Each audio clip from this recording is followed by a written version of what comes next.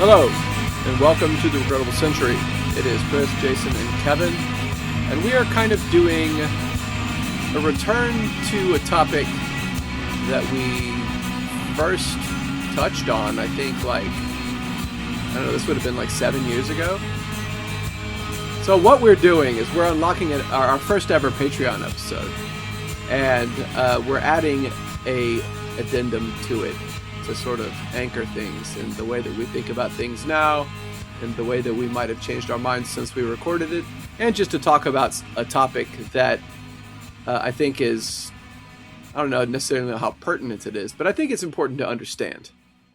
It's important in as much as this is a perennial topic of discussion for a certain kind of person on the left. Right. Maybe less so actually with Gen Z. I don't know. But for millennials and Gen Xers and boomers, this was like the main thing.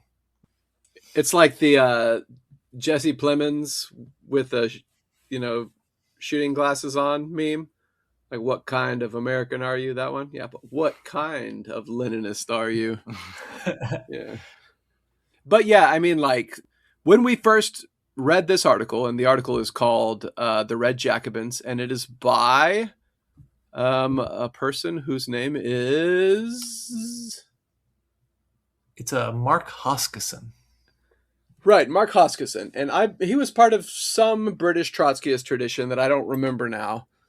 But this article is essentially a discussion about where he believes the Bolsheviks were derailed from the democratic trajectory that they were on previously. Like being a highly democratic organization that was in the midst of a civil war and that still managed to keep its internal democracy all the way up until this one point, which was the Second Party Congress in 1922. Is that what it was, or 21? It's the 10th Party Congress. 10th Party Congress in 22. 21. I think it was 21. Shit. Man. Maybe I should have gone back and reread this article right before we started talking about this. Anyway, the 10th Party Congress in 1921. And the gist of the article is that what made Bolshevism dynamic and democratic and vibrant as a democratic movement was the allowance of factions and dissent within the party. And when that was disallowed at the 10th Party Congress, the germ, to use Victor Serge's terminology, of Stalinism was given germination. And it would basically, the undemocratic path was embarked upon. So this could be called the Thermidor of the Bolshevik Revolution. I believe the author does that. And that's what this whole thing is about. And we go into a lot more detail about it in the forthcoming discussion. Okay, so back when we were Trotskyists in the ISO, a third camp Trotskyist to be very specific, this would have been the most important topic in the world for us. And I believe Jason and I actually read this article when we were in the ISO, and we discussed it with some of our comrades, and we're basically smack down. There's no saying that anything was ever wrong with the Bolsheviks until Stalin took over. You can't. Yeah. Yeah. Well, yeah. I mean, my sense of it is that it's the fear was more around the idea that, around that you might get the idea in your head that having factions within the party is a good thing, and that would mean that the current leadership of ISO no longer can have death grip on authority. The just unilateral control over the whole organization and being able to snuff out any opposition before it gets started and that sort of thing. Yeah. That's the real concern. Not that for you sure would have a criticism of the Bolsheviks under Lenin and Trotsky. Yeah. Interestingly enough, I've been thinking a lot about this. During that kind of my last year of active involvement in the ISO, there actually was a faction Kevin, you might remember this. I don't remember what the faction was called, but I don't remember the basically, name of the faction. I do remember the faction fight though. Yeah. and I remember one of their kind of primary points was that they were really, really disagreed with, and they kind of wanted to they wanted the organization to stop talking about this kind of up and away, just around the next corner kind of mentality. This kind of what we on this podcast have come to kind of describe as toxic positivity. Yeah. And I don't remember. I don't know what else that they were about. And I kind of remember disagreeing with them. So I don't remember why though. But I do remember that. And I remember, and now that I think about it, I was like, oh shit, they were right. Yeah. I remember reading their stuff, and I remember feeling like a lot of it was kind of incoherent and just kind of all over the place. And it was just like people just kind of, I don't know, the way you see people do on the left, just like pages and pages and pages of just like rambling stuff, and it that seems to be papering over like interpersonal conflict a lot of the time. Yeah. I remember it, my sense of it being that, but I also remember taking a position that I think we should have factions in the organization, and the prevailing position should have to defend itself if when it's criticized by an oppositional faction, and it should have to justify itself explicitly to the membership. And if it's right, then it will be able to, you know? Well, yeah, and if it can, then that makes for a healthier organization. Exactly. Like the legacy of the Bolshevik faction ban has been that and we talk about this a little bit toward the end of that discussion, but that like all nominally Leninist kind of organizations, parties, whatever, maintain this kind of faction ban as a matter of some kind of organizational first principle. And I think it's absurd, and it's I think a huge part of why there are so many. That's why the entire American left can trace its origins back to some split or expulsion from the Socialist Workers' Party, which had and has, I think, a ban on factions. Mm-hmm. And it's not how the Bolsheviks organized when they led a revolution. Right. And it wasn't until well into the Civil War that they implemented this policy. So, I mean, it doesn't make sense if our whole organizing principle is we're looking back to the Bolsheviks and as a model of how we should organize because they were successful, then we should be looking at the model they presented when they were successful, not after that. But anyway, I honestly, I don't know. I go back. I think the framing of this whole question to my mind, this article is, I think, a very well made polemic, and it makes a really good argument, and it is very much so worth engaging with. I think there's a part of me, however, that feels like the narrative that this author provides is a bit just so. And it's also very, very Trotskyist in this, like, in the sense of there's a nice, neat, clean category difference between the USSR when Lenin and Trotsky were in charge and the USSR when Stalin was in charge. And when Stalin was in charge, it's a different kind of class society, and so we can just write it off out of hand entirely. Yes, that's definitely in this. Yeah, and I just that. And the way he's able to justify that position is tracing it back to this, like, original sin of ban on factions in the 10th Party Congress in 1921, right? I feel like that's a bit just so. I feel like it is rather, frankly, undialectical.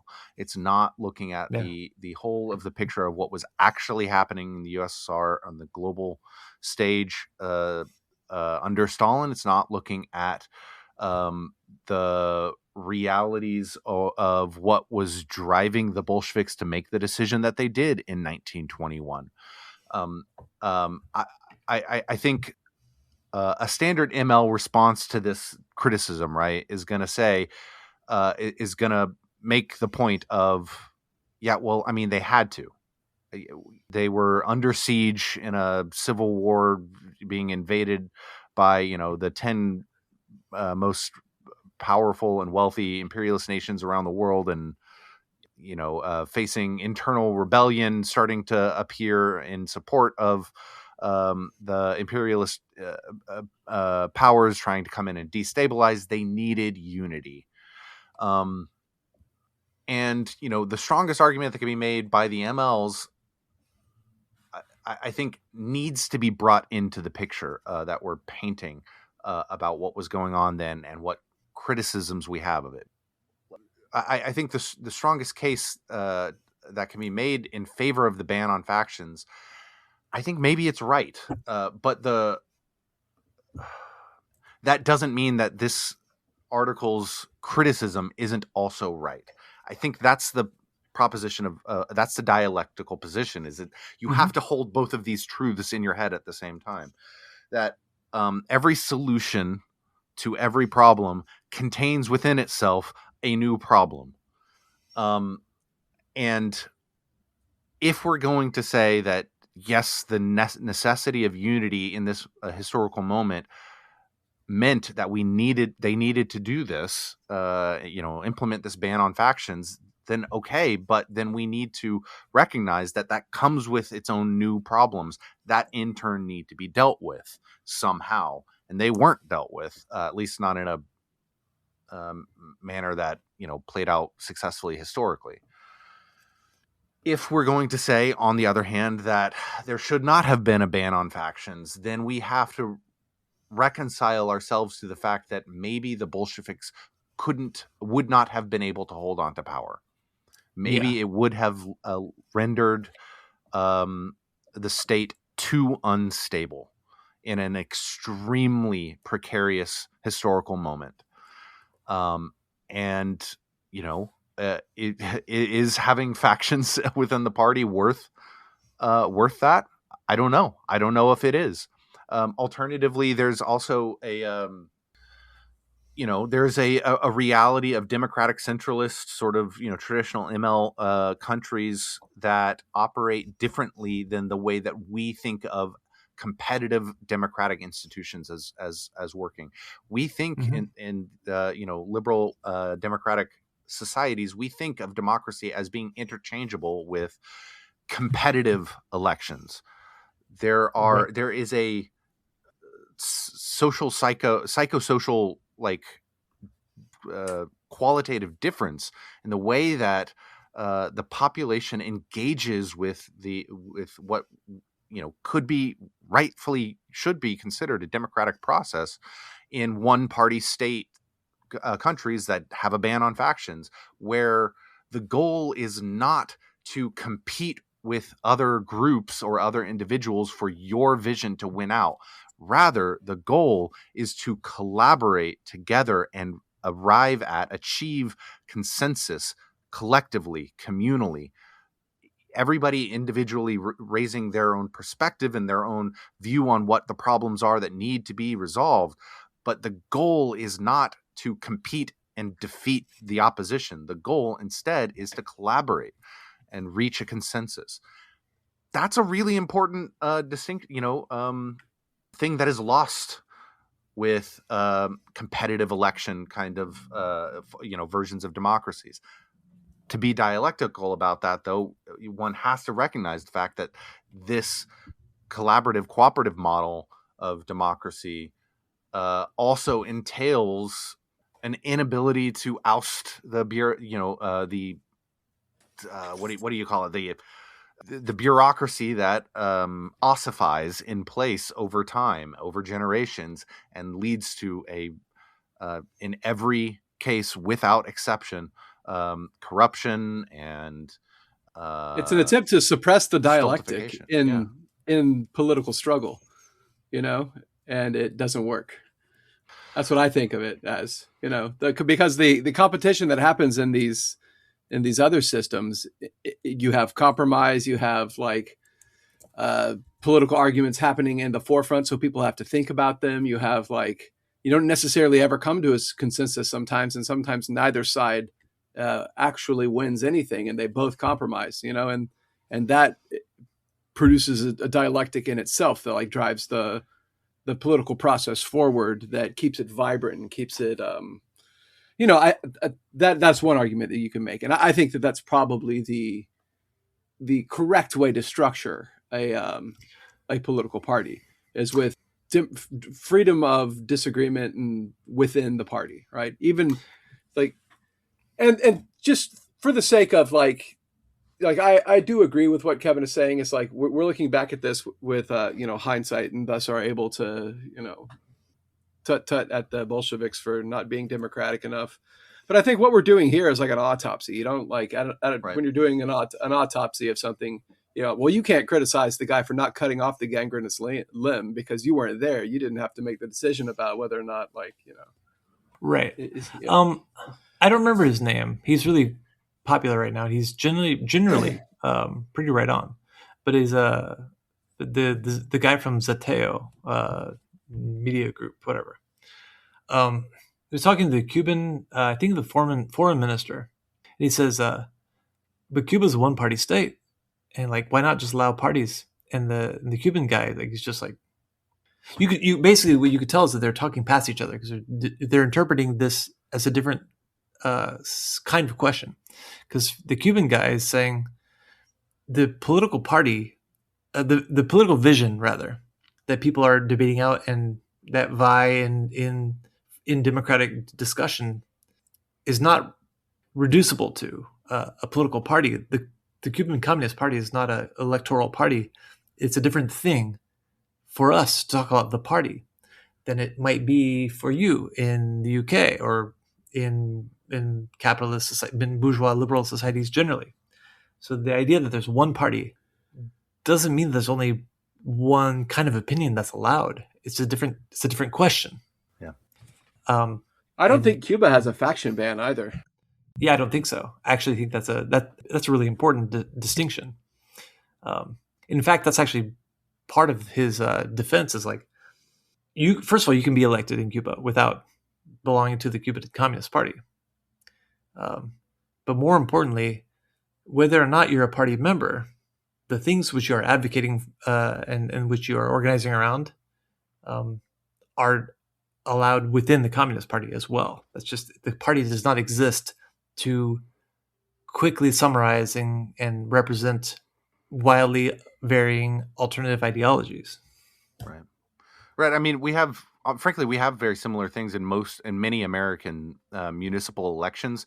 They're mandatory, nonpartisan elections. You're not allowed to, Right. either you're not listed on the ballot and you're not allowed to campaign. There's like electoral restrictions on party affiliation in municipal elections. So like your city council in many American cities are not allowed to be Democrat or Republican or Green or Independent or whatever. They're just individuals running for office. It's effectively the same thing as like Cuban elections, where people just run as individuals and they just like advocate for whatever they advocate for, and the people vote for whoever they want to sit in that position. But which, yeah, that's this is why I end up just being so ambivalent about this question. This whole question is, there are costs and there are benefits to either way you go about these things. Maybe the nonpartisan, maybe the real germ of what went wrong in with the Bolsheviks was not the ban on factions, but was rather the ban on a multi-party Soviet democracy. Maybe we could draw this line even further back. Yeah, I think so. And because you could have, yeah, I definitely think that's one of the missteps. You could have you could have something like a state, something like the modern Western administrative state, which is like a permanent state institution that then gets run by whoever the prevailing, the winning party is, given the different elections. You could have a similar sort of function of a Soviet or a communist state that is instantiated throughout all of the workplaces, throughout all of the whole of the country, that is staffed by, lifelong bureaucrats and whatever, but their policy at the level of policy, they are directed by whoever the winning party is. You could have that kind of a model, a multi-party Soviet system that could develop, but that was just cut off at the knees because the Bolsheviks banned other parties. Like, I don't even remember what year that was, but that was like right away. 1919. It was after the left SRs launched with what they called when they tried to engineer the third revolution, when they basically they turned on the Bolsheviks because of the Brest-Litovsk Treaty. Their party was banned, but I think that the Menshevik, the newspaper, and effectively the party wasn't actually banned until 1920 or 1921, I think. But essentially, by the time the 10th Party Congress happens, the Bolsheviks are the only party in power. They're the only party that's allowed. Mm-hmm.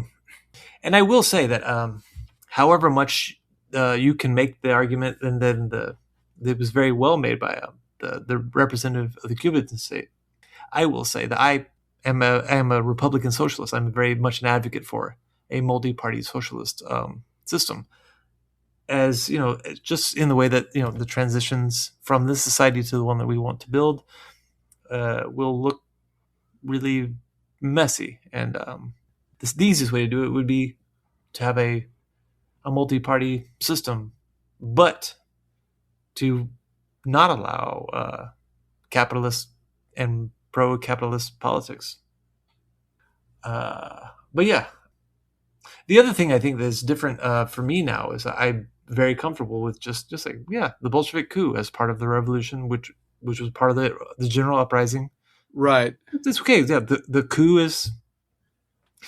It's okay if there was a coup. We've kind of the term means much more than I think that is typically associated with it. I think it's fine to just.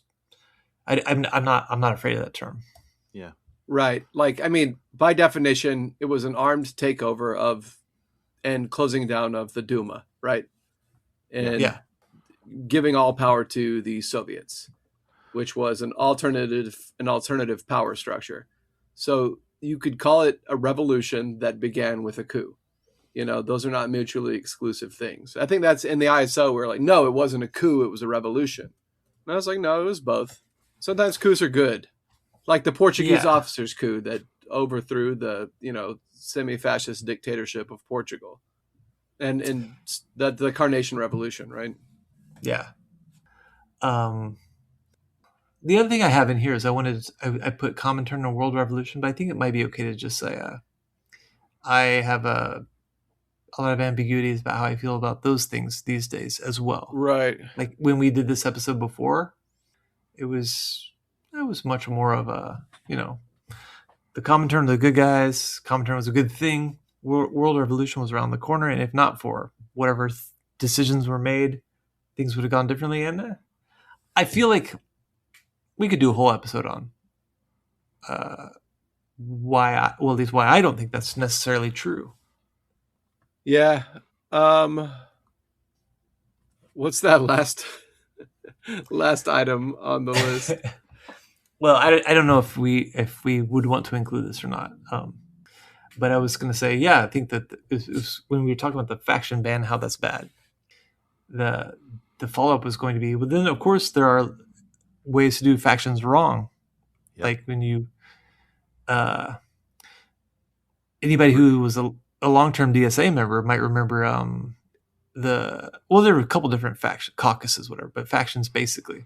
Like the Refoundation Caucus was one such faction, which was basically an organization within the organization. Like that was really clear that some people, not all, but enough people, saw the purpose of this caucus, this faction, as basically as oppositional to the organization itself. It's kind of hostile to it. Right. And it would the caucus, I think rightly was wound up by its leadership on that basis of saying, the reason we want this caucus or faction, because I'm using these terms interchangeably here, was out of a desire to make the organization better. But it's not like the operation of the caucus was not intended to be oppositional to the organization itself. And so I think one of the reasons why I think that some people might say the arguments in favor of a faction ban would be that if you have a faction, then you have this whole group of people who see themselves as basically oppositional to and antagonistic to the organization itself. And I would say that's not a bad argument, actually. Yeah. Every solution contains the germ of a new problem within it. Yeah. Any way you go about it, like whatever position you think you ultimately, you land on, whichever side of any question you land on, you have to, if you want it to be successful, then you have to recognize what that germ is and have an approach that deals with that problem. Yeah. You can't just, I would say, wish it away. Yeah. I would say that like the purpose of this article is to look back at something that happened in the Bolshevik Party that we think was detrimental. And the reason it would be important for us to discuss whether or not we think this particular action was detrimental is because of the way that it reverberated into all Leninist organizations afterwards. So regardless of whether or not there was a necessity within the Bolshevik Party to have done this, which I think that holding on to that inter-party democracy would have been integral to keeping the Bolsheviks a democratic entity, regardless of whether or not it was right for them to have done that, I think that it is not right for us to emulate, to make virtues of the necessities that were taken by the Bolshevik Party, by the ban on other parties because of the Civil War situation, the assassination attempt on Lenin, and then the ban of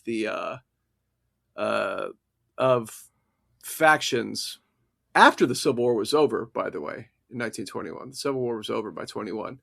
But the Soviet Union was still under siege and isolated and recovering from the First World War and the Civil War, which killed tens of millions of its population and destroyed its economy, actually killed off the best and the brightest of the Bolsheviks that had initially seized power. And the ranks of the party had been sort of inundated with uneducated peasants in the previous years that were not part of that radical vanguard that had seized power. So, I mean, there are all kinds of reasons that you could think of why there needed to be more centralized control. And I think that whether or not it was a necessity, it was still part of what ended up with the ossified bureaucracy that eventually doomed the Soviet Union. Yeah. So, looking back at the corpse, we could say, yeah, he definitely shouldn't have indulged for years in this behavior. That because it eventually led to that, right? It eventually led to this death, to this, ossification, to this, whatever. Really makes you wonder if Lenin hadn't declined into a series of strokes from after 21 and had actually stuck around longer if he wouldn't have presided over an opening of the Soviet system, rather than it just turning into what it did under Stalin. Well, those strokes were complications from his assassination attempt, right? Yeah. I can't remember the author's name now. It's Richard Apignanesi. The author of the Lenin for Beginners, kind of graphic novel intro to Lenin and the life and times and the political thought. And that was his conclusion, actually. And I remember when I read it the first time, I think it was, I was a member of the Young Communist League. And I remember thinking when I read it, I was like, yeah, that's not right. That's kind of liberalish fantasy about Lenin, if he had lived and the things he argued for. But now that I so many years later, I think it's very possible, and it definitely, even if it's not possible, it's definitely what should have happened. Yeah. Okay, so I think we're getting to the point where we should wrap this up. The episode that you're about to hear is just Jason and I discussing this topic about 7 years ago. So we've definitely evolved in our thinking and in our distance ourselves from the Trotskyism that was still fresh in our minds whenever we first read and recorded this episode. So keep that in mind and keep this conversation that you just heard in mind, and enjoy the show. Hello, and welcome to the Regrettable Century. I'm Chris. And I'm Jason. Today we are talking about an article that has been floating around the internet for a while that Jason and I originally read probably back in about 2010, and it's called The Red Jacobins, Thermidor and the Russian Revolution in 1921. Welcome to Real Nerd Hours. Right. Yeah, this is something that we can only get away with talking about for a Patreon episode because no one else gives a shit, and and only real ass nerds are going to be listening to the Patreon episodes anyway. But so this article was written, I don't exactly know when, but it was written for the Permanent Revolution magazine by a guy named Mark Hoskisson. Yeah, I looked into Hoskisson a little bit. I don't think it's important to comment on what I've been able to glean from his sort of political trajectory in terms of, where he stands on things. But I know that the Spartacist League hates this article. Yes. And so that's a pretty good, that's a marble on the positive side of the scale. Yeah, for sure. Well, it seems as though the anarchists hate this article because it doesn't place the idea of Thermidorian reaction early enough. The Trotskyists hate this article because it implicates Trotsky and Lenin. It implicates Trotsky and Lenin in the Thermidorian reaction. And the Stalinists hate this article because it says that there was a Thermidorian reaction. Look, let's be real. Most people who we would identify as Stalinists will not have ever read this article. Yeah, that's true. Because we found it on libcom.org. That's true. Yeah. But, I mean, it was originally posted in a Trotskyist journal. So that's right. And it is an article written for a Trotskyist audience. Like, its whole thrust is that, like, as Trotskyists, we have gotten it wrong, and there are political ramifications for getting it wrong. That's kind of the language it's written in. Right. And I read this article back when I was a Trotskyist. And yeah, it's funny. When I read this article as a Trotskyist, I thought, oh, this is more in line with what I think. So maybe I've been less of a real Trotskyist than I ever thought. Right. I remember reading this article and thinking that I agreed with it and that maybe my organization and everyone else that I knew was getting it a little bit wrong, and then having no room whatsoever to be able to discuss it with anyone. Yeah, I mean, even today, I don't know a lot of people who are interested in having this conversation. Right. Well, but we're recording it, and we can make people have it anyways. So we're talking about what this article contains, as though the people listening to it are going to know what we're talking about. So maybe we should explain it to them. Okay, so basically the premise of this article is this is the TLDR version, in case you want to skip all of the talking that we're about to do. You could just end it right after this. The TLDR of this is that the author proposes that there was a counter-revolutionary movement within the Bolshevik Party that resulted in the triumph of Stalinism and the defeat of Bolshevism. And it was a turn away from socialism towards a bureaucratic form of government that was primarily interested in building up the forces of production as its end goal, right? And so the author places the beginning of this reaction that he calls the Thermidorian reaction, which is a reference to the reaction to the Jacobins in the French Revolution that put a more conservative wing of the revolution in power. And he places that reaction in 1921 with the 10th Party Congress, which is earlier than most people who identify as Trotskyists would place it. Most people who identify as Trotskyists place it in 1924. And we'll discuss why that's important. Right.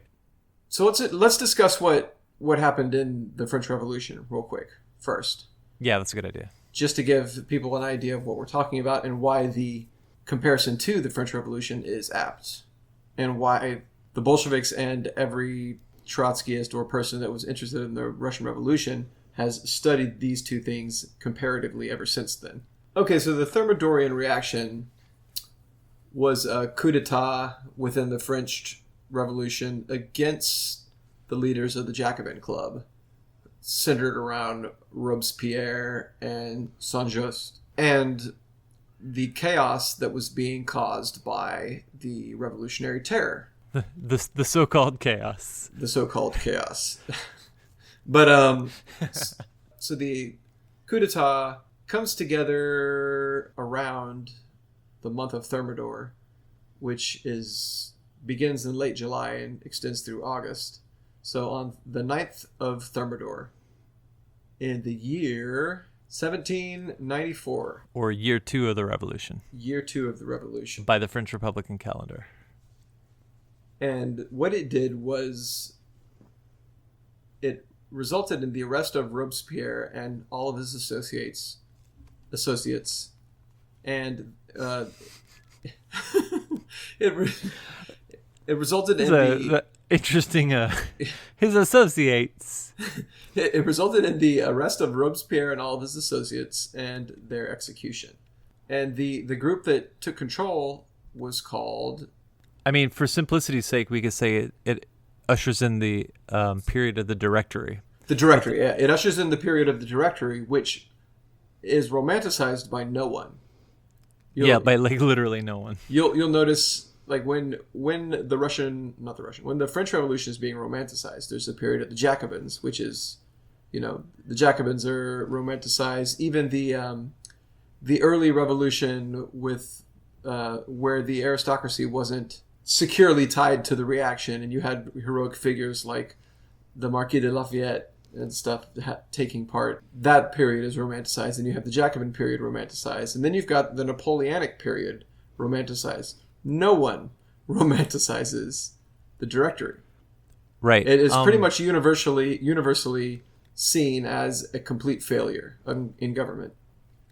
Yeah, I think that the references to the French Revolutionary period within the kind of like the world of global communism are really fascinating, because it does seem to be it's the case. It seems to be the case that everybody wants to be the Jacobins. The Mensheviks called the Bolsheviks the Thermidorians. The Trotskyists called the Stalinists the Thermidorians. Like, everybody wanted to be the Jacobins. Nobody wanted to be the people who supplanted the Jacobins and ushered in the years of stagnation and corruption that we associate with the Directory. Right.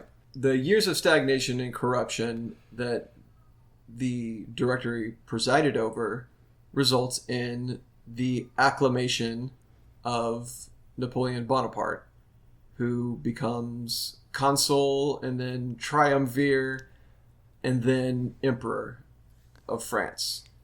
And that is somewhat analogous to the rise of Stalin, who is just general secretary, and then he's in sort of a power-sharing arrangement with other factions within the Bolshevik Party, and then eventually has them killed as well and becomes supremely in control of the Communist Party. Yeah, Stalin's trajectory does actually mirror Bonaparte's trajectory in a lot of ways, except for one critical difference, which is that Bonaparte was popular and influential, and had victories to his name. But other than that, the consulate period. Stalin had victories to his name. He was responsible for the victory in Volgograd, which got the city named after him. Oh yeah, that's true. Yeah. I mean, it's not quite the same as the Northern Italian campaign against the Austrians, but you know, it's not a perfect one-to-one comparison. Or But the the period Napoleon's triumphing with monotonous regularity all over Europe. That's right. But the period of the troika of like Stalin, Kamenev, and Zinoviev is, roughly analogous to the consulate where Bonaparte is first consul of 3. And then, when Bonaparte's first consul for life and then emperor, kind of more or less mirrors Stalin's rise to preeminence as the greatest genius in all humanity and the only real authority on the immortal science of Marxism-Leninism. True. Which he invented. Yeah, absolutely. So it's hard. It's hard to be supplanted as an authority when you're the person who created the thought.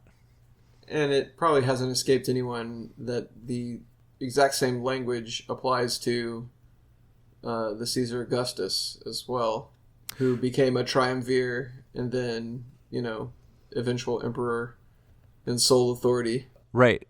So after the collapse of the Roman Republic.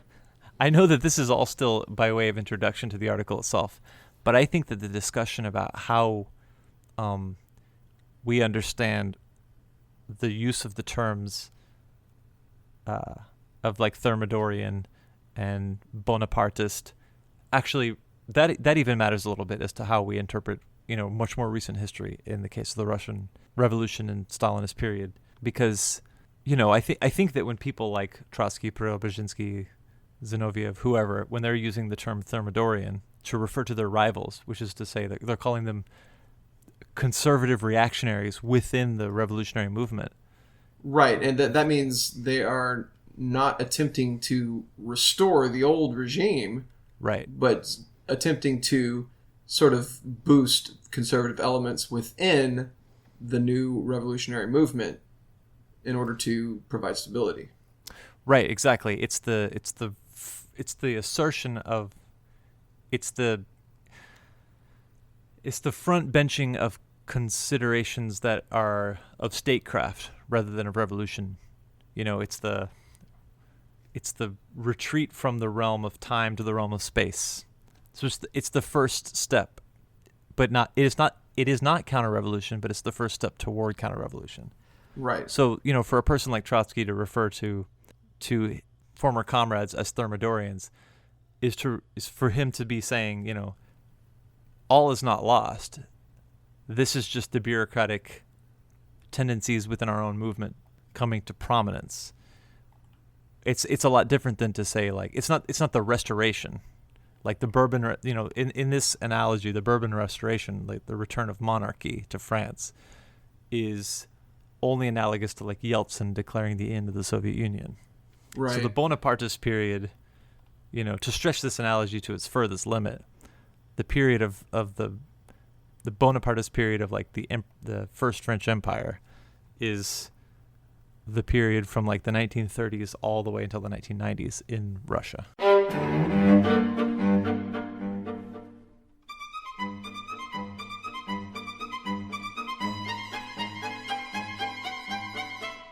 So the author starts out declaring that he acknowledges the Bolshevik Party led a successful working-class revolution in Russia in October of 1917, and he states that he thought the revolution was necessary and just and was the correct thing for the Bolsheviks to do. So he automatically places himself as a Leninist.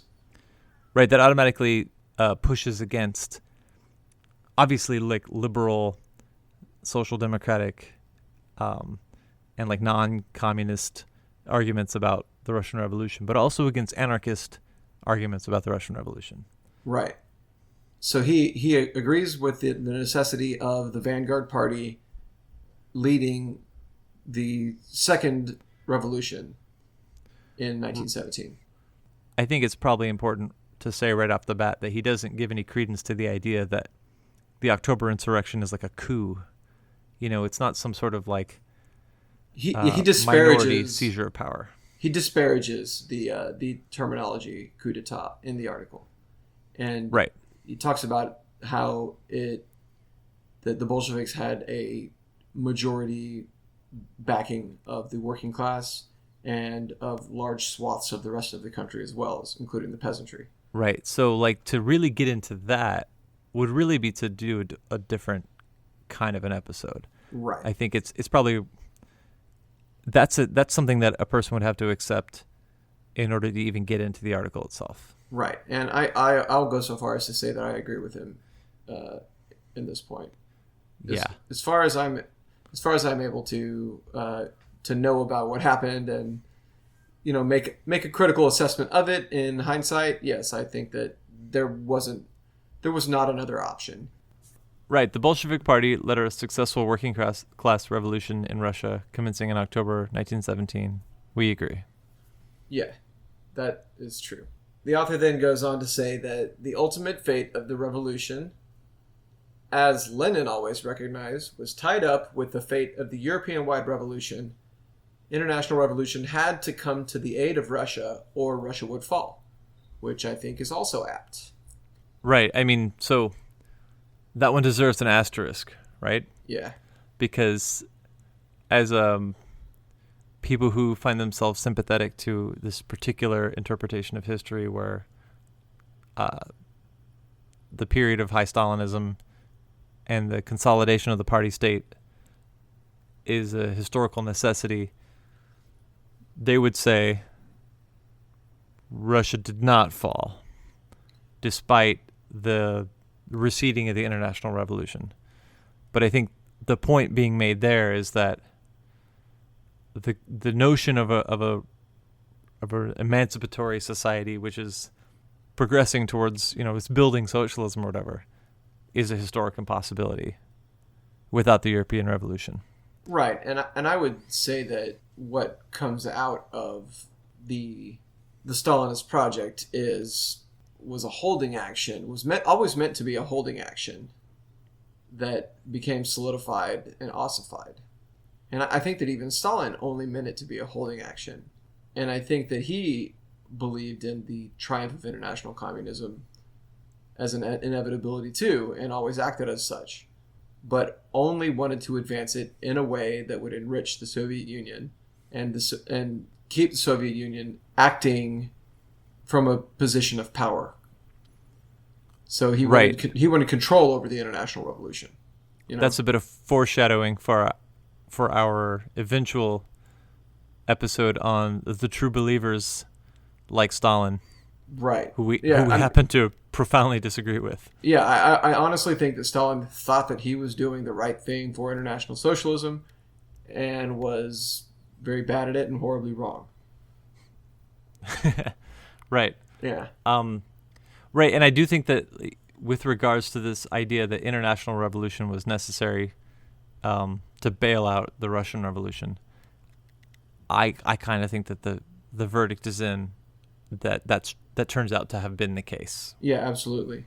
Lenin and Trotsky and all the rest of the Bolsheviks were counting on the German Revolution and counting on linking up with the most advanced working class in the world at the time, which would have been the German proletariat, in order to solidify Russia's position and to help supply Russia with all the things that it didn't have that it needed to be able to develop as a country, because Russia was incredibly backward.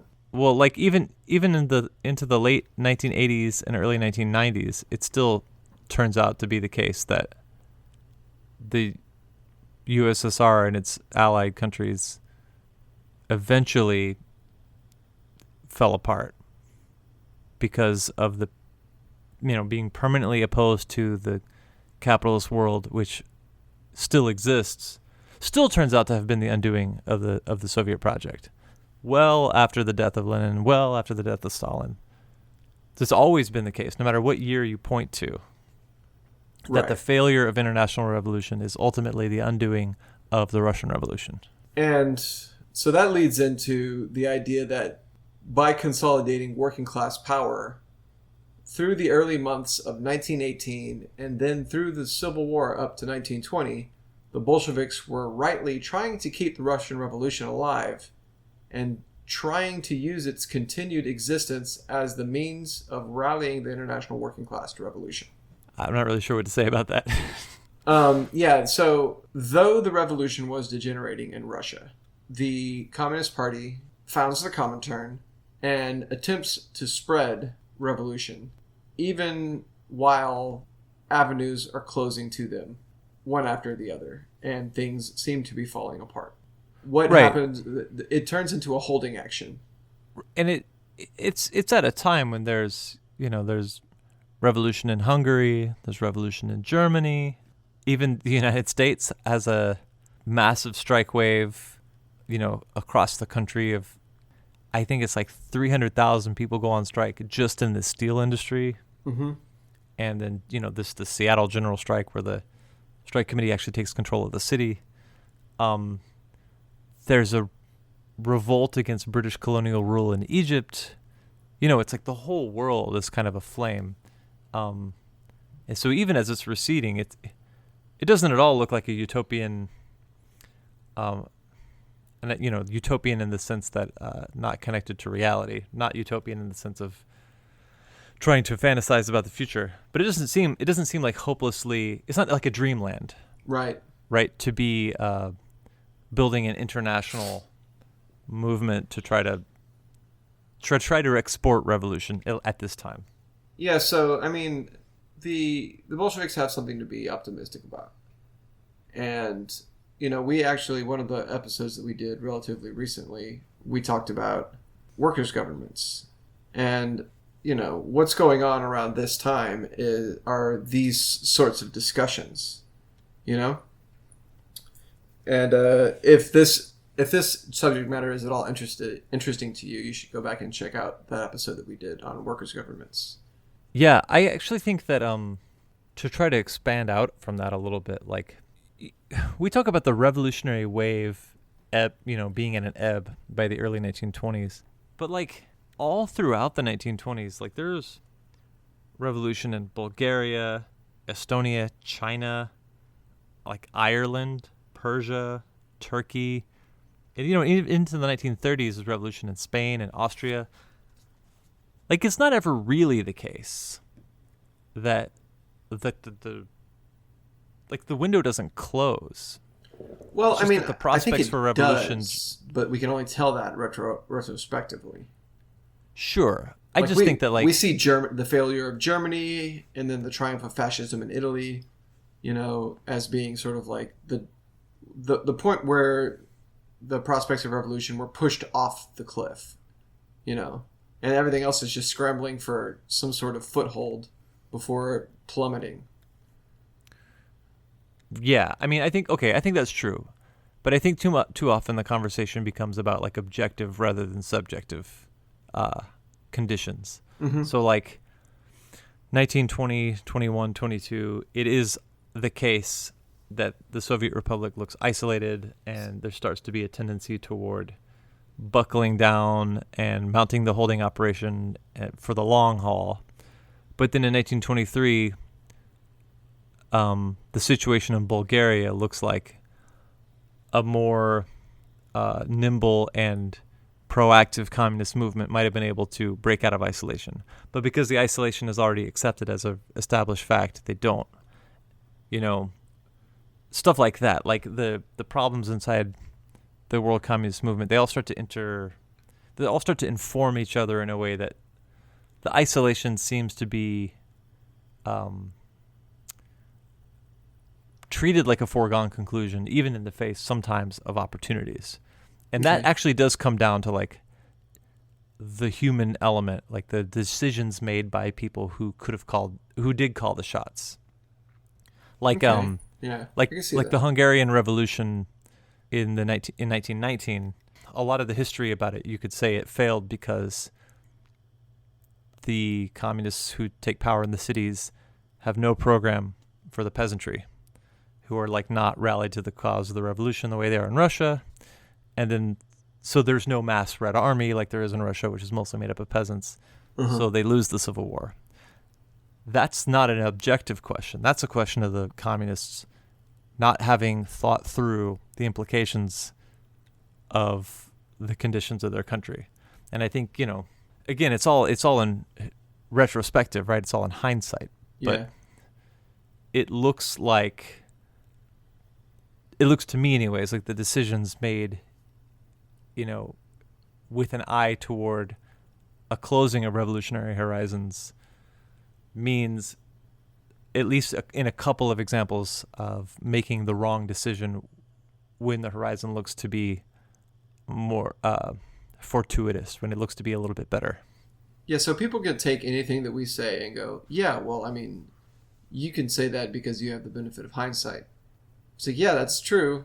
That's what we're going to do. So that's right. Let me preempt you now. If you're going to say that, just know that we already know that, and we are taking full advantage of the benefit of hindsight in order to discuss history, because that's all that we can do. Well, yeah, I mean, again, it's all in the service of understanding history. Right. But like the most, let's say, good faith arguments in favor of the Stalin trajectory as opposed to the Trotsky trajectory, if we're going to like reduce historical movements down to individuals, a lot of people say like that was the only option, right? Considering the isolation and the necessity of, whatever, building up the productive forces, and that the notion of like, the whole staking everything on the world revolution, it looks fantastical to some people, but it doesn't if you look at how there's basically an opportunity for, at least one other country's revolution just about every year throughout the whole decade of the 1920s during the period of isolation. It just makes the whole discussion different. When we talk about Stalin versus Trotsky, it's often talked about in terms of like historical necessity, which I think means we're absolving ourselves as individuals of our responsibility in our own actions when we think about what we can and can't do. I think that has become a theme of ours, is to add some subjectivity back into our analysis, which has, up to this point, almost always been purely objective, Yeah. And that's all. This is just in service of making that point. Right. Okay. So, let's see. Moving on.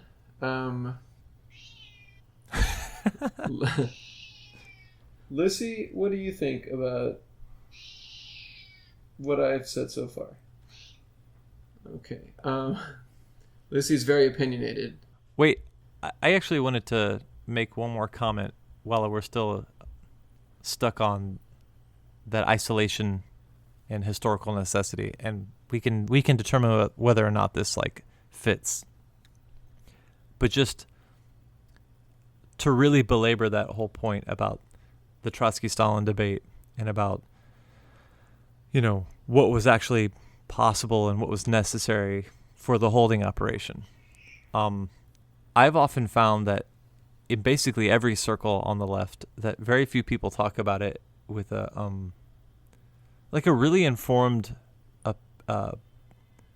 assessment of what the actual debates were at the time, like Trotsky's The New Course, or like The Revolution Betrayed, not to mention like a whole series of essays before and after his kind of expulsion from the country and the party, whatever. These are economic policy debates about, prices and collectivization and the state of agriculture and the state of the transit industry and the question of the Red Army and the economic effects of demobilization. Like a really honest assessment of the period and of the debates inside of the communist movement at the time has to be about more than just, well, Stalin was for development and Trotsky was for world revolution, because it's actually, they were both for development and they were both for world revolution, but they represented very different philosophies and approaches as to how. And and that's the real debate, and it's much more uncomfortable, but it's also, I think, probably more fruitful. Right. Like if you look at the things that Stalin carried out once he consolidated power, like forced collectivization was a plan of Trotsky's. In a certain sense. In a certain sense, right. I mean, he was against the NEP and wanted to end it immediately and begin a process of socialization. as quickly as possible. And that's what Stalin did. Of course, Stalin did it with all of the finesse of the, blunt object that he was. But that was what Trotsky wanted to do. He essentially he took a lot of the left opposition's positions and enacted them himself. Right, and he shot them up with a bunch of speed. Yeah, and carried them out at a breakneck pace. But also, I think the kind of like the fundamental divergence is really the political question, because the left opposition's kind of primary thrust is that in tandem with the industrialization of the country, there's this political program they're proposing about greater democratization of party and state, and of like the full enfranchisement of the proletariat.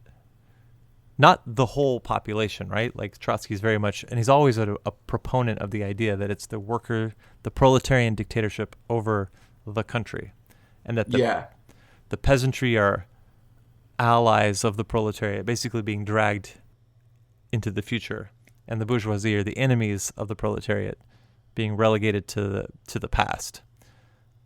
But for Stalin, it's industrialize at as rapid a pace as possible. But the mechanism for ensuring this is the police apparatus and the continually bureaucratized party. So like the question of like party democracy is not an abstract one. It's the critical question. But that's what I like about this article, is because that's, to me, this moves us on to the next point about the flaws in Trotsky's and the left opposition's approaches to the question of democracy. And the next point is, despite the inevitable erosion of everyday workers' democracy that was evident at times during the Civil War, and that was a real threat to the revolution, the Bolshevik Party itself remained a fundamentally democratic organization. Its survival as a democratic organization was a pledge for the future of the revolution, even though the revolution was going through a stage of terror. One-party rule and the growth of a dangerous level of centralization and bureaucratism in the state. So, the key differences, ideological differences, between the left opposition and the Stalin wing were that Stalin sort of makes a virtue of necessity in replacing working class power with party power. Like the left opposition acknowledges that working class power has been supplanted by party power, but still sees the party as acting as a good faith placeholder for the working class, which can eventually re-implement working class democracy when conditions improve. Right. So when you look at like the history of the Russian Civil War, there's a tendency, I think, on the part of a lot of people on the left to look at the actions of the Bolshevik leadership as being sort of being taken in a vacuum. Like they say, oh, they introduced conscription. They introduced the sort of party state. Yeah. They introduced this. They decided to do that, without looking at what a civil war actually is. Mm-hmm. So there's this idea that like there should be peasant Soviets which represent landless workers in agriculture, and there are workers Soviets which represent industrial workers in the cities.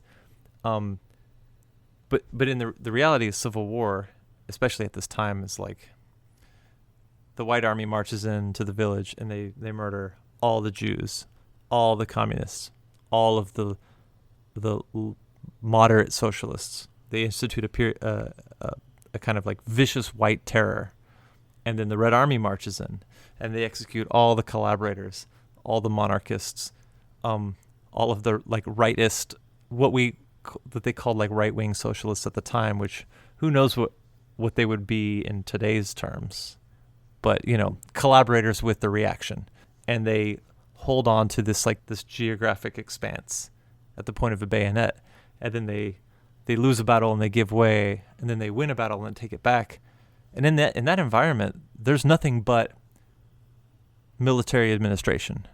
So the question is just about which military should administer as a gesture of faith toward what kind of government it can establish after the war. There are no Soviets. There is no democracy. There's just the Red Terror or the White Terror in conditions of civil war, at least for like 98% of the country. Or in the case of the Makhnovishina in Ukraine, the Black Terror, because they operated as a military dictatorship wherever they went through as well, but just under the flag of anarchism. Right. Again, like as a gesture toward what sort of society they hoped to be able to build basically after winning the war. Right. Like no matter which side you're on in this conflict, you're basically throwing in your lot with an ideal post-war future vision for what society will look like. Right. But nobody's methods are any different, you know.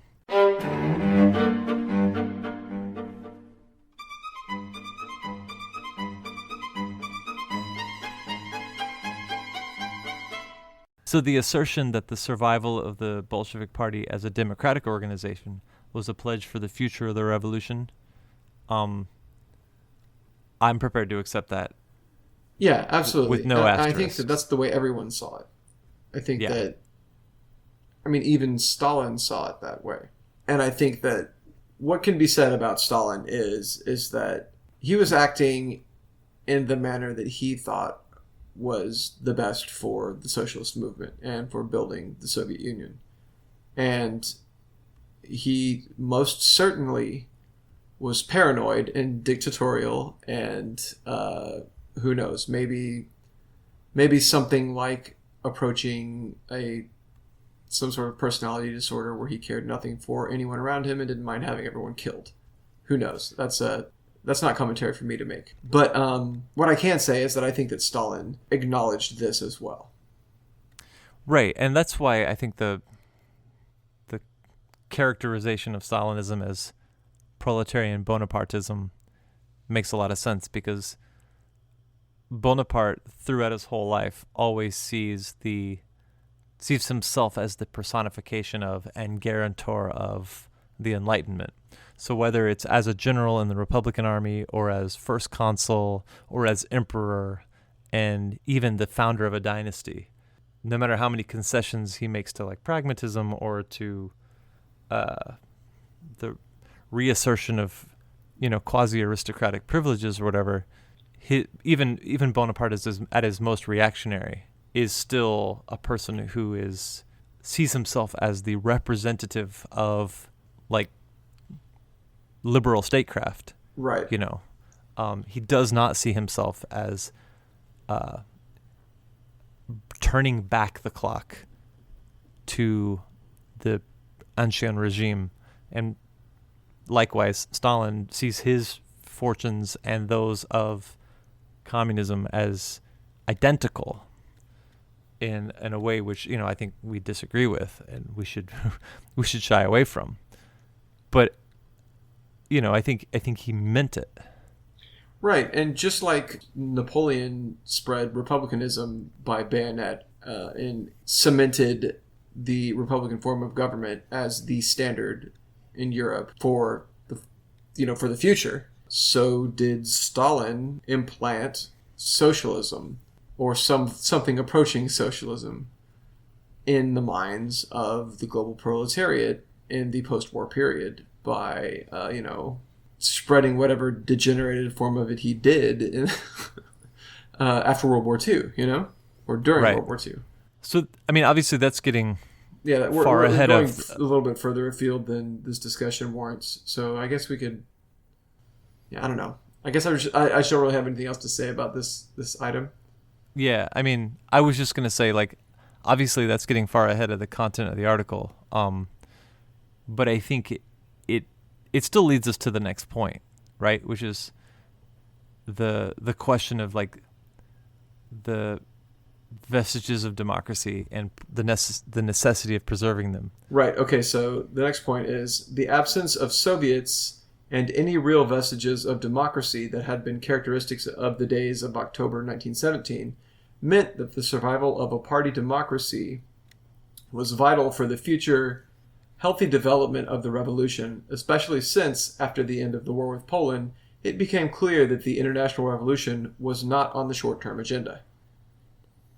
See, this is an interesting, and I think a really important claim, because if we can take for granted what we've said so far, that and also what we've implied, right? Like the Bolshevik Party ruling by itself, because the right SRs reject coalition government, and the Mensheviks reject coalition government, and then in the face of signing a peace treaty that gives up Ukraine, to Germany, the left SRs break with the Bolsheviks and they try to assassinate a bunch of their leaders. They actually don't kill, but they shoot Lenin. Right, so in a situation where the Bolsheviks find themselves basically ruling alone, and the question of Soviet democracy is more aspirational than anything else under these conditions of civil war. This assertion here is very important, that the only institution that could possibly represent the aspirations of the revolution was the Bolshevik Party. So it places this enormous burden on a few 100,000 people. I don't know the number, but a core of the population, which runs everything: the army, the factories, the farms, the distribution, transport, telecommunications, everything. That institute, the onus of history on that institution is being able to be the source of revitalization of the revolutionary spirit across the country. That's a kind of, I think, under theorized and under discussed question on the left. And I think, and the author does a very good job of illustrating how vibrant democracy was within the Bolshevik Party up to the 10th Party Congress, and how different it was afterwards. So he makes the point that even during the middle of the Civil War, you can have a group of Bolsheviks saying, Comrade Lenin is wrong, let's organize a faction against him. And it's perfectly acceptable thing to do until the 10th Party Congress. My favorite example that he gives is when Kamenev and Zinoviev oppose the October insurrection publicly. Right, publicly oppose it and expose the plans for the insurrection. And Lenin calls for their expulsion from the party, and he doesn't win. Yeah. And it's if ever there's a time whenever you can make this sort of justification for excess, that seems to be a pretty good time. Right. And it's just not there, right? They have a Congress. The Bolshevik Party has a Congress every year, first as a faction within the broader Social Democratic Party, and then as their own party, under conditions of repression as a minority movement in a very stable autocracy. And then during the First World War, during revolutionary and during Civil War conditions, they still have these party congresses where people pass resolutions and caucus, and I think it speaks a lot to the vitality and thus the reason why you can make this argument that the Bolshevik Party was the last representation of the promise of the revolution itself. That you can make that claim in a way which is faithful to the actual history of that organization, especially as hundreds of thousands of people joined it because of the revolution. People identified the party as synonymous with the revolution, and so they joined it because they were in favor of it, and it had the history to back up this claim. One of the things that he talks about is a point of refutation against the idea that Thermidorian reaction occurs with the Bolshevik coup d'etat, quote unquote, was the existence of the Cheka and the terror at all, which, in my mind, I don't know if I guess a lot of people don't think this way, but I don't understand how you would have a revolution without a terror, especially in Russia or at the time. But anyway, so the point that he makes is that he cites an example of after the signing of Brest-Litovsk, when the SRs are assassinating Bolshevik leaders, that somebody kills a local party functionary, and all the workers and soldiers get together and they go to the party bosses and they say, look, we need some repression. We need people to start rounding up rabble rousers and people that are doing this in order to keep all of our leaders being killed. So like you've got examples of the working class clamoring for the Cheka to do something about party members being assassinated. Oh yeah, like in Victor Serge's book, Revolution in Danger, there's this really great anecdote about, meetings, like mass meetings where like a member of, like the Bolshevik Party's left wing will be giving a speech denouncing the suppression of the anarchists as a political tendency in like 1919, saying that, these are like loyal brothers of the revolution or whatever. And then that meeting gets bombed, and people, by some anarchist cell, and they spread leaflets calling for Soviets without Bolsheviks. And so then the speaker, who was just giving the speech, ends up voting in favor of the suppression of the anarchist newspaper or whatever, because it's like, oh yeah, like when faced with the reality of the situation, it's pretty clear what has to happen in defiance even of what it is that we all sort of desire. And there's that one anecdote from the Lincoln book about the Russian Civil War. Abraham Lincoln? W. Bruce Lincoln, is where he talks about a group of anarchists, an anarchist militia that catches some white saboteur who is attempting to blow up their barracks. And they don't want to execute this person, so they turn him over to the Cheka. They're like, look, we're against the death penalty, but here, can you go take this guy and kill him for us? Right. I mean, I kind of feel like that says it all right there. Yeah. It kind of does.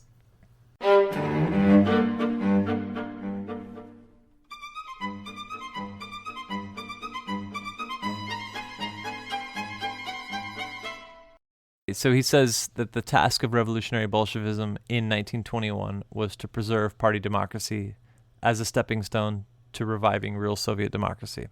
And, whether or not we've made a convincing case of that, I think that's kind of what we've been talking about. Right. And I agree with the author on this point. What happens in 1921 is, in terms of like what informs the decision to like pass the ban on factions or whatever, is probably important. There's the Kronstadt Rebellion, right, which sort of exposes the soft underbelly of the revolution, where you now see left-wing political dissent within the ranks of the sort of vanguard of the revolution itself taking on a violent form. A sort of like Gracchus Babeuf kind of conspiracy of equals, like left-wing reaction to Soviet rule, or to Bolshevik rule rather. So in the face of like that kind of a crisis environment, they balk and they pass the ban on factions. They also repeal the new economic policy, and they start letting peasants sell their grain and whatever. But again, it's like, it's not like these are just like some bad dudes who are like, we don't want to let people have factions anymore, like for fun. But it's a real fear that opening up any space for like a distinct programmatic identity separate from the very embattled leadership means opening up space for potential overthrow of the state.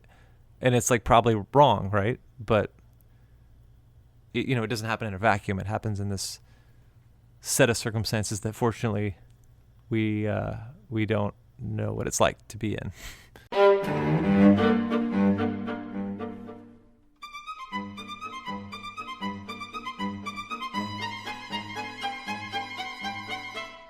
Lenin, supported by Trotsky, moved to curtail party democracy in the 1921 10th Party Congress, specifically identifying factions with counter-revolutionary dangers and therefore banning factions within the party. That is the event that the author pinpoints as the Thermidorian reaction beginning. I think that, I think it follows logically from the previous set of assertions. Yeah.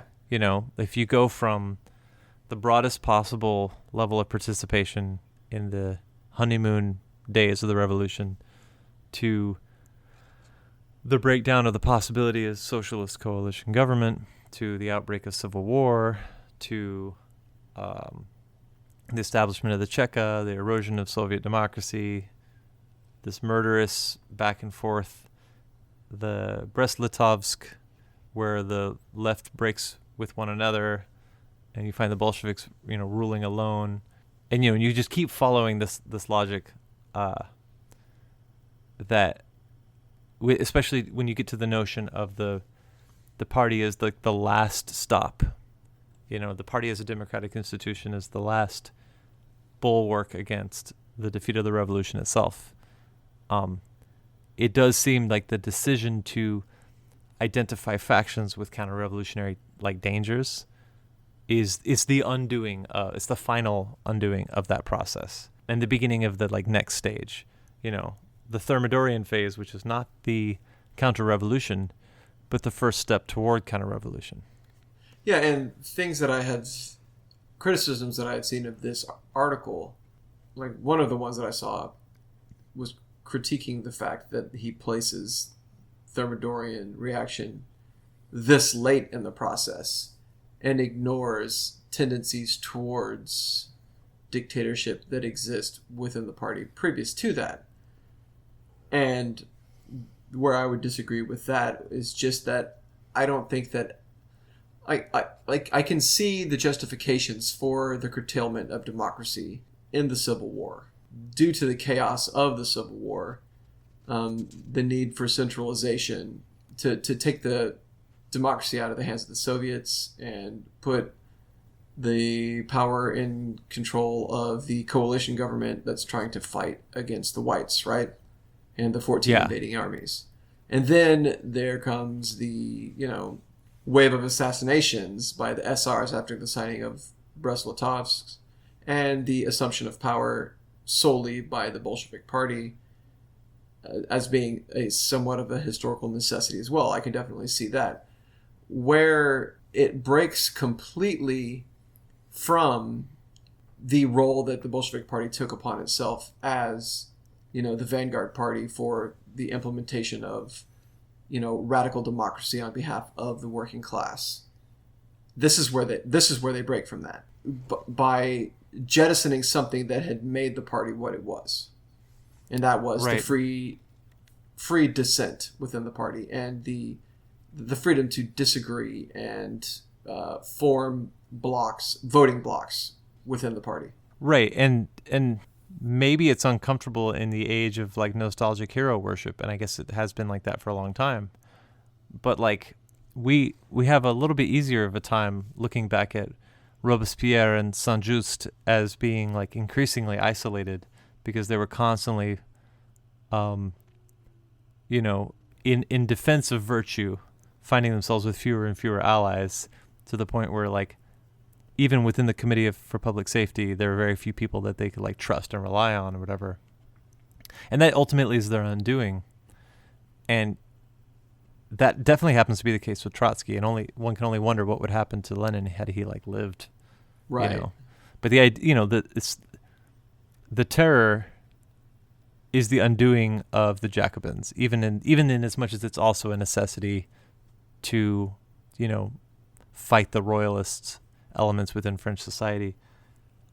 This question of under these conditions of civil war, of equating all disagreement with the enemy camp, it does seem to be a part of the sort of the natural, I don't want to say natural rhythms, but thus far the rhythms of these transformative processes that we call revolution.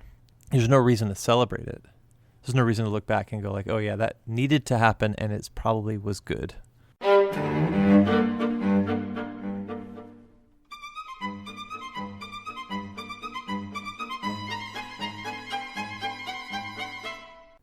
I had this note here that says Civil War excesses ? And I put normal, whatever, seriously.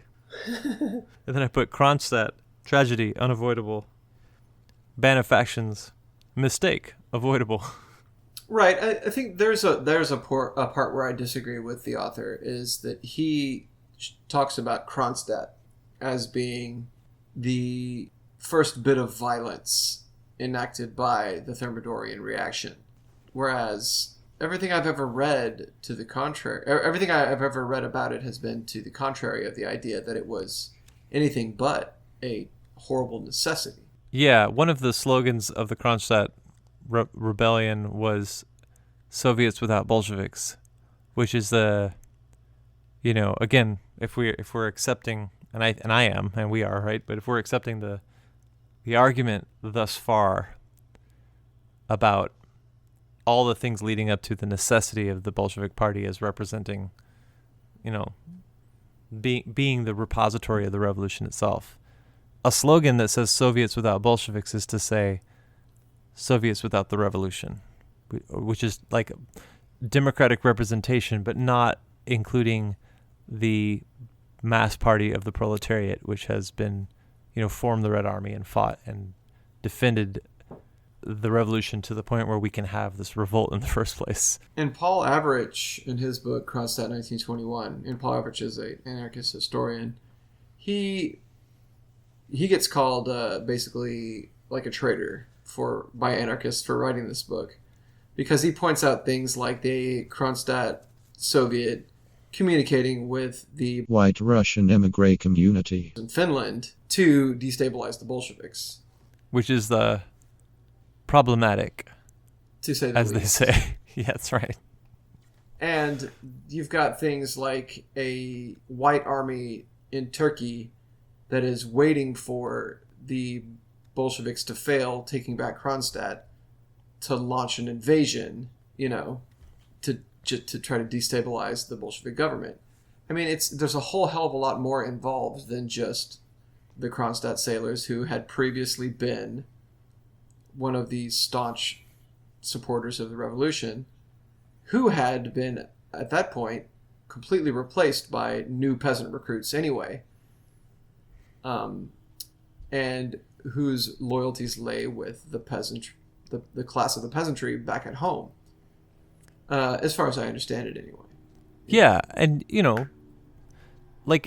it makes sense, and there's no reason to be so heartless as to look back on this history without sympathy for, these young men who were peasant farmers who went off to war, and then found themselves defending a government which, they're getting letters from home where their family are saying, the fucking Reds keep coming in here and taking all our grain, and we don't have enough food, and we don't have enough money, and we can't sell anything to make money, and we're in a really tight spot. Of course their sympathies, maybe they're even torn, but ultimately they decide to take a stand against the grain requisitions, which again are not a political question, but a question of military administration and civil war. But it's the slogan, it's the demand for Soviets without Bolsheviks, not the demand for ending grain requisitions, that really marks the Kronstadt rebellion as being, the back door to counter-revolution. Because the party congress immediately following Kronstadt, they end grain requisitions. Yeah. So they're like, okay, obviously this is a fucking problem, and then they change course. They also ban factions, right? So it's this decisive Congress for a couple of different reasons. But there's this weird thing that people do, where they look back and they go, "Oh yeah, I'm with the Kronstadt sailors." It's like, well, you might have been if you were a peasant. You might not have been if you were a factory worker in the same town, which literally relied on those grain requisitions to have food to eat. Right. That's, again, we shouldn't look back on something like a civil war 100 years ago in a different country and try to draw a line directly to our own, present positions and say, I'm with those guys. And I guess if we were, then you have to look at the macro level and look at, I think that Serge's argument was that there was either going to be a red dictatorship or a white dictatorship, and at least a red dictatorship meant the possibility of socialism. So that's why he supported the Bolsheviks and not the Kronstadt sailors. Yeah, and he gets called the Bolsheviks' pet anarchist for taking these stances. He's completely dismissed by anarchists. They don't claim him. Yeah, well, and he breaks with Trotsky, so the Trotskyists don't claim him, and he supported Trotsky, so the Stalinists don't claim him. So I guess he's ours to claim. Yeah, and whenever the survivors of the Kronstadt revolt who fled and were able to get away from the Bolsheviks during the assault, what they did was they sought asylum with the whites in Finland and received it. Yeah. So I mean, I don't know what I would have done. Probably that, Ritual suicide. Yeah, maybe ritual suicide. I don't know. Who the fuck knows?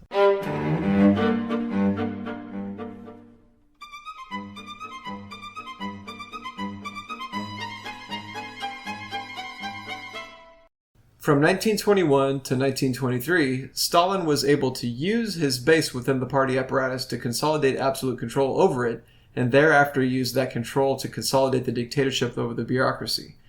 He was precisely able to do this because of the decisions of the 10th Party Congress. This Congress, not 1924, marked the beginning of Thermidor. And, that was sort of the point that I made talking about the last point. And is that the 10th Party Congress in 1921 and not 1924 was the beginning of Thermidor.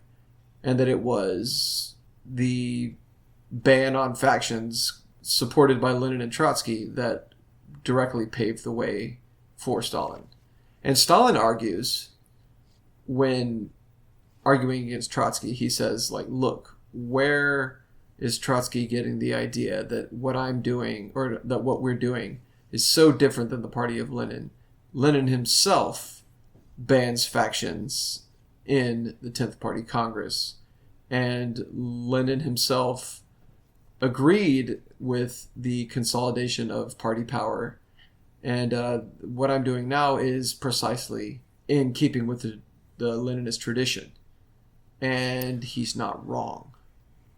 Right, and the really bizarre thing is that Trotsky, for his whole life, defends that decision to ban factions, and that even in 2019, the year of our Lord, there are still Trotskyist organizations that observe this strict ban on factional groupings at least outside of the convention period.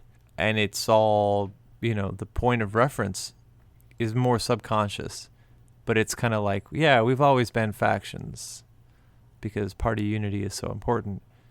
And it just seems really silly, but it goes back to this very critical moment. So I think that Hoskisson, whatever else he might have written and whatever else he might think about any other things, I think he's right here in identifying this moment, 1921, as being a pivotal moment. And the reason why that's important is because, unlike all of the other conversation about the receding of the world revolution, the isolation of the Soviet Republic, the destruction of industry, the degeneration of party democracy, of the end of Soviet rule or whatever, the question of the decision made by the people who did have control in their hands, it was a decision which could have been made in a different way. It was a decision that could have not been made. And the potential for what happens throughout the rest of history, it reopens the door. Whereas all the conversation about the objective conditions that led up to that decision give us this sort of sense of security about inevitability. Right. And it throws the whole materialist conception of history out of whack when we talk about these blind historical forces that make things happen and that human beings don't make history, when in fact we actually assert very boldly that they do make history, just not under circumstances that they're choosing. And the next point flows directly from that point. Just what you just said is that the Trotskyist left's failure to confront this truth is a fatal flaw in its political DNA. Its fundamental notion of party organization incorporates the Thermidorian inheritance of 1921. That's basically the argument of the article in I don't even know if the International Socialist Review still exists, but back when it existed, Joel Geyer wrote an article called Zinovievism and the Degeneration of World Communism. And again, whatever else a person might think about, the author of that article. Or the ISO or the ISR. The ISO, right. That is a sort of historical sketch worth looking into, or like worth taking into consideration. Because it essentially argues that like the legacy of the degenerated Russian Revolution and the degenerated Comintern is the actual legacy of Trotskyism, even in spite of itself, and despite of its own aspirations and self-conception. And in a roundabout way, that's kind of what we have been, that's kind of what we've been working through on the podcast, is this recognition that we come from a tradition, which by its very nature is something to try to get away from. The ban on factions at the 10th Party Congress is essentially why the two of us left our former organization in a roundabout way. In a very, very roundabout way. Because if I had disagreements with the party and I tried to gather people around me, or not with the party, with the organization, and I tried to gather people around me in order to change it, I would have been trying to start a faction, which was against the rules. And there were secret factions formed when I was in the organization, and that was a huge point of contention, and a lot of people ended up leaving as a result of that. Right, which is, interestingly enough, the position that, Preobrazhensky and Trotsky and people like Antonov Ovchinko and all of these left oppositionists found themselves in as being in a secret faction. Yeah. Because the ban on factions was suddenly applied against them, and they're like, but we still need a faction. Mm-hmm. And so it's an argument that really makes itself, if we're honest with our own history. Yeah, and I find myself working backwards in these disagreements and coming down on the side of Trotsky in the Trotsky versus Stalin debate, but then coming down on the side of the factions that are banned, like the workers' opposition faction that was one of the focal points of this sort of turn in the party was to silence them in 1921. Coming down on their side in this argument, even though I support whatever the fuck that means at this point. Even though I find that Trotsky's right later, I find that he's wrong here. And I find that Lenin's wrong here. And I find that Stalin, whenever he says, I'm just doing the same thing that Lenin did in 1921, I find that he's right there. So what does that mean? Does that mean that I find Lenin wrong in 1921? Yes, it does. It means that I find Lenin wrong in 1921. Do I find Lenin right before that? Yes, it does. Because guess what? History is more fucking complicated than Lenin was right, Trotsky was right, Stalin was wrong. Stalin was right, but he was wrong to be right because Lenin was wrong. Right, and if you spend a lot of time on the internet, and I don't recommend that you do. No, I do it, but I don't recommend it. If you spend a lot of time on the internet talking to the amateur historians that make up the Anglophone left, and sort of having these debates about Lenin, Trotsky, Stalin, whatever, everybody can find a quotation from an essay in one or another year which backs up whatever position they want to have in this year, because everybody changes their minds because the world changes. So that's the point.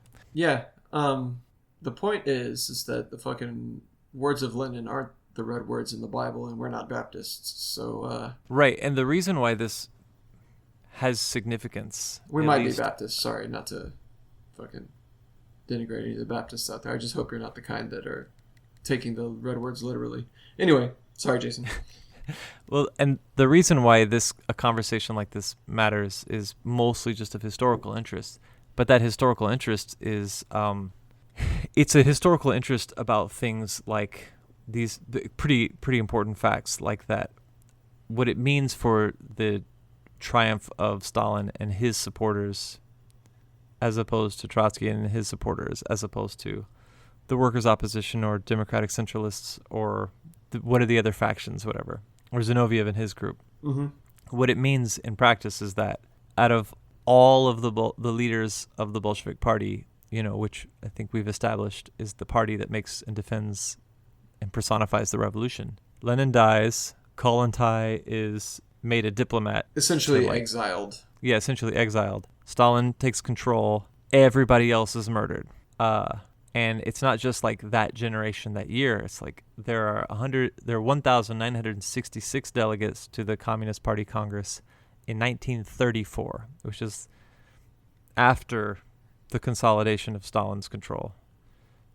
Out of those nearly 2,000 people, 1,108 of them were arrested and charged with counter-revolutionary conspiracy.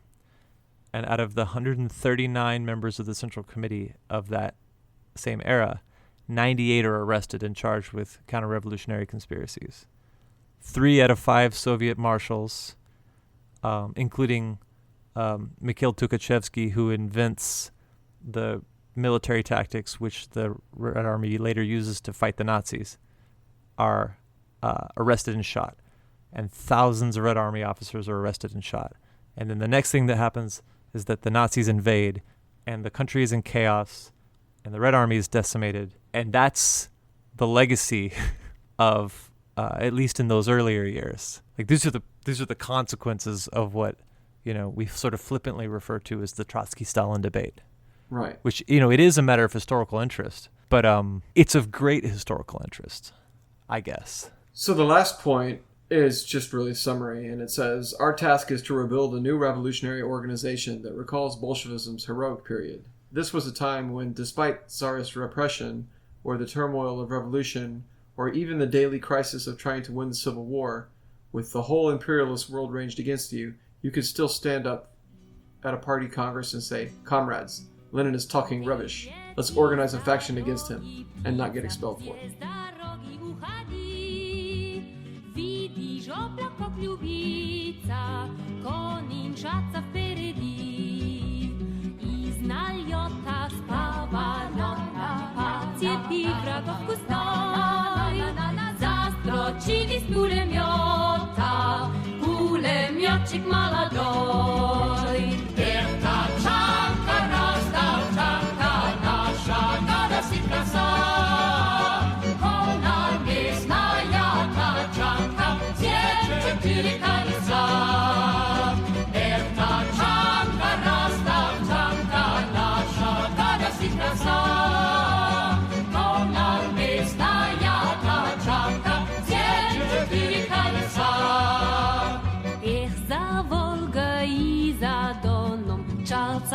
Più zalatoj, загорели запыленный, пуля мёчик молодой, и неслась неудержимо, скривай рыжего коня, грива ветра, грива дыма, грива бури огня. Эх, танчанка, пиелянка наша, надо си краса.